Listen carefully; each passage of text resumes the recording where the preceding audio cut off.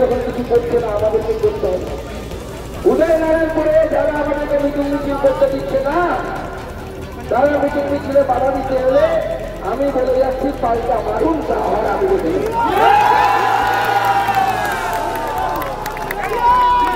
Police যদি ব্যবস্থা নিতে না পারে আমাদের কিছু করার নেই। সংবিধান বলছে আত্মরক্ষার অধিকার সবার, আপনারও আছে আমারও আছে, আমারও আছে আপনারও আছে। আমার নেতাদেরকে যদি শতবার মারতে হতো ভাই, উদয়নারায়ণপুরে বিপ্লব করবো, তাহলে যেখানে পাবো সেখানে বিপ্লব করবো।